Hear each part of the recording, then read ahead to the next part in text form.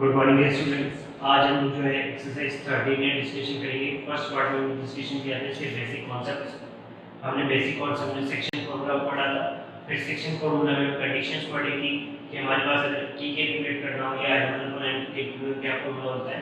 उसके साथ में हमने अगर हमारे पास m1 m2 जो है वो मिड पॉइंट बन जाता है, m1 और m2 दोनों इक्वल आ जाते हैं, तो हमने कंसीडर किया था मिड पॉइंट और वहां से मिड पॉइंट की कोऑर्डिनेट्स निकालते हैं।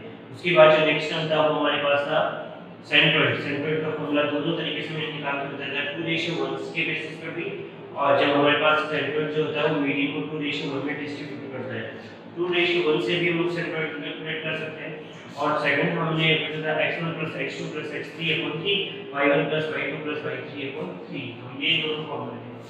एक्सरसाइज 13 ए का जो फर्स्ट क्वेश्चन है, हमारे पास दो पॉइंट्स हैं लाइन में, ए और बी दोनों के कोऑर्डिनेट्स हमें गिवन है, जिसको कोई पॉइंट पी जो है वो 1,2 में डिवाइड करता है, तो हमें इसके कोऑर्डिनेट निकालते हैं। तो मैंने x3 का formula x3 m1x2 + m2x1 upon m1 + m2, ये फॉर्मूला हमने बताया था।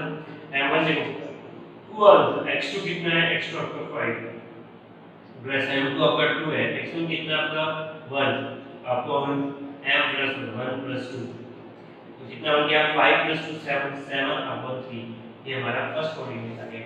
अब हमें y3 निकालना, तो y3 क्या हो गया हमारे पास m1y2 + m2y1 upon m1 + m2।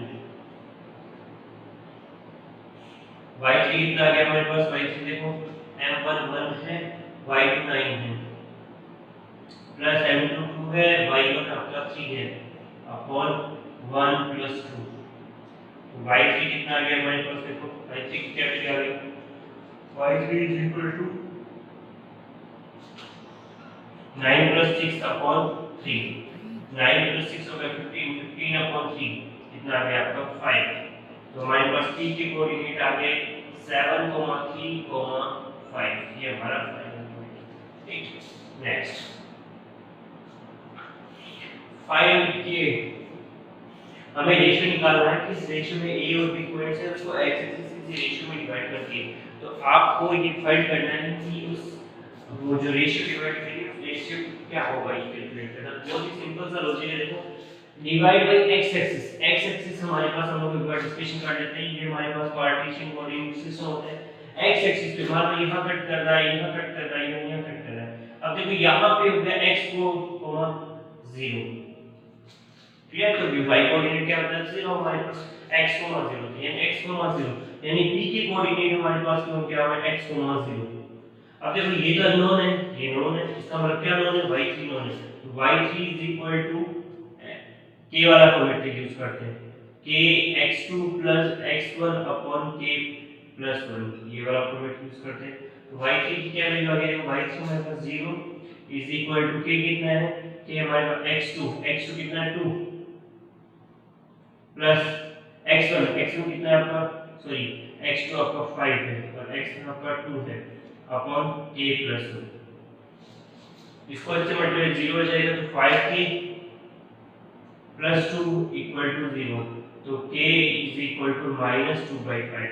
-2/5 आने का मतलब है एक्सटर्नल डिवीजन। इसका मतलब a और b पॉइंट जो है वो तो बाहर में है, और जो लाइन जो है वो कटिंग लाइन जो है वो बाहर की तरफ है, क्लियर। तो इस तरह से अगर पॉजिटिव साइन आएगा तो इंटरनल सेक्शन और नेगेटिव साइन आएगा तो एक्सटर्नल सेक्शन। इस चीज का ध्यान रखना है। अगर आपको कुछ भी नहीं बोले तो आपको इंटरनल ही कंसीडर करना है। क्वेश्चन नंबर जो 3 है वो सिमिलर ही है क्वेश्चन नंबर 2 के, तो हम लोग क्वेश्चन नंबर 3 नहीं करेंगे। इंपॉर्टेंट क्वेश्चन से हम डिस्कशन करेंगे, जैसे कोई कांसेप्ट होगा उसी के बेसिस पे।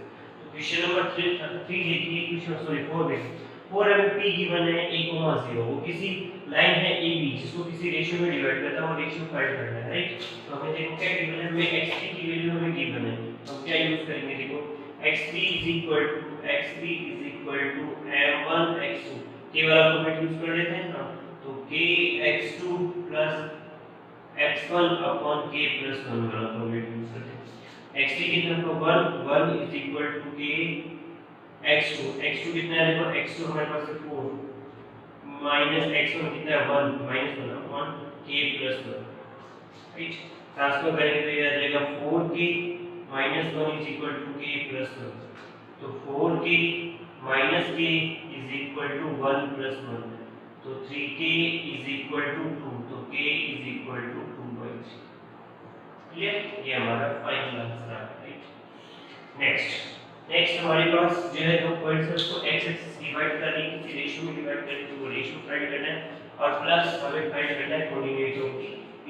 तो देखिए p की कोऑर्डिनेट मैंने बताया कि जब भी x एक्सिस होता है, x एक्सिस y कोऑर्डिनेट कितना होता है 0, x 0 हमारे पास p के कोऑर्डिनेट होंगे। x 0 होंगे तो हम इसे निकाल सकते हैं क्योंकि x3 y3 आपके पास है, तो y3 is equal to m1 y2 plus m2 y1। ये वाला फॉर्मूला यूज कर लेते हैं ना, ये वाला ये अपॉन k प्लस y3 कितना है 0 is equal to k y2 है -6 plus y1 3 upon k plus 1। Cross multiply करेंगे तो -6k plus 3 equal to 0, -6k is equal to -3, दोनों cancel out, k is equal to 3/6 is equal to 1/2। अब देखो y3 तो 0 है, x3 निकालना, तो x3 का फॉर्मूला क्या होगा m1x2 plus m2x1 upon m1 plus m2। तो देखो m1 कितना, m1 हमारे पास है 1 और x2 कितना है 2 प्लस m2 कितना है आपका 2 और x2 कितना है आपका 4 अपॉन m1 प्लस 1 प्लस 2। तो ये हमने 2 प्लस 8 अपॉन 3 10/3 ये फाइन।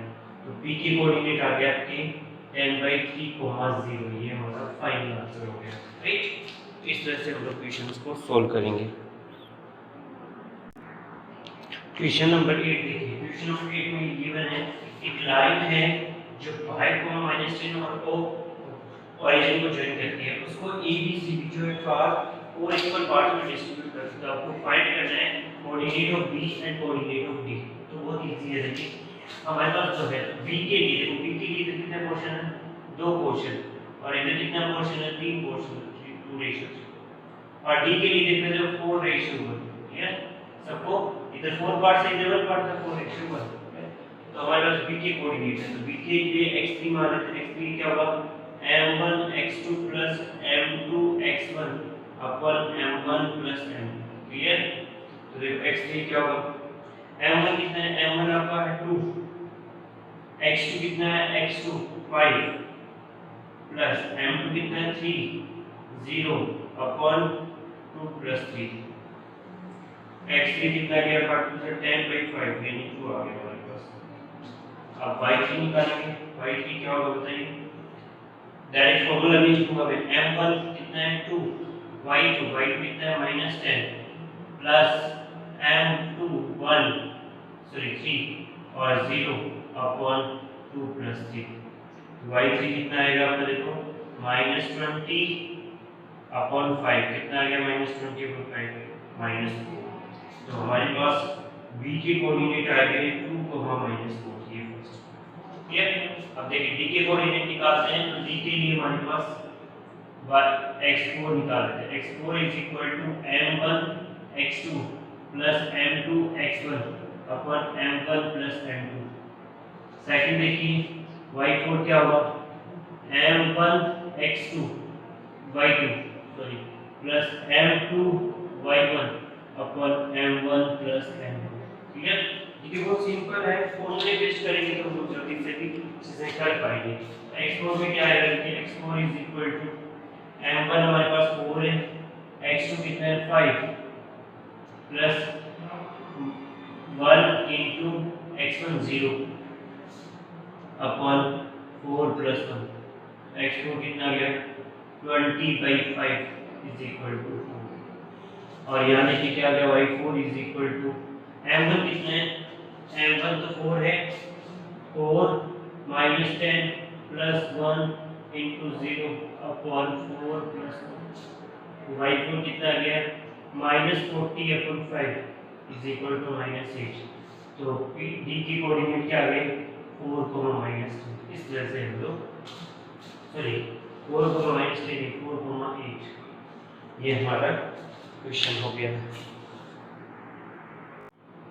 नेक्स्ट क्वेश्चन देखिए, नेक्स्ट क्वेश्चन नंबर 9 है हमारे पास।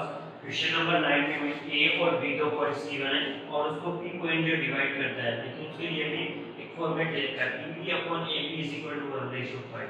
देखो एक बार थोड़ा सा स्ट्रक्चर बना लेते हैं। स्ट्रक्चर बनाया है ये बी और ये हमारे पास मान लीजिए यहाँ पी। ये कह रहा है पी बी तो 1 है और ये कितना हो गया 5। यहाँ से यहाँ तक 5 है, राइट। तो सब पी को हम लोग इधर ले लेते हैं, राइट। अब पी का 5 है, ये कितना देगा 4। तो आपका पास m1 अपॉन m2 कितना आ गया आपका 1/4। क्लियर। और सिंपल तरीके से सोल्व कर रहे हैं। अब 1 आ गया, इसका p की कोऑर्डिनेट चाहिए तो x3 का फॉर्मूला देखो, x3 m1 x2 कितना आपका -2 plus m2 x1 upon m1 plus m2 1 plus -2 -12 upon 5। Answer आ गया x3 is equal to -14 upon 5। इसी तरह से y3 का फॉर्मूला निकालेंगे। y3 इज इक्वल टू क्या आएगा, m1 1 है, y2 6 है, प्लस m2 4 है, y1 -10 है अपॉन 1 प्लस 4। y3 कितना गया था 6 -40 अपॉन 5, क्या गया y3 is equal to 36 upon 5 को भी नेगेटिव। नेक्स्ट a -3 है नो b हमें ये पूछा है कि x इज इक्वल टू 2 जो लाइन है वो इंटरसेक्ट करेगी, तो उस रेशियो में इंटरसेक्ट करेगी, पहली चीज है इंसान की। तो हमें मिलेगा x कोऑर्डिनेट तो x3 is equal to k x2 plus x1 upon k plus 1। x3 आपका 2 है, k कितना है हमें नहीं पता, x2 देखो कितना है 5 plus x1 -3 upon k plus 1। Multiply करेंगे 2 k plus 1 is equal to 5k minus 3। तो 2k plus 2 is equal to 5k minus 3। तो 5k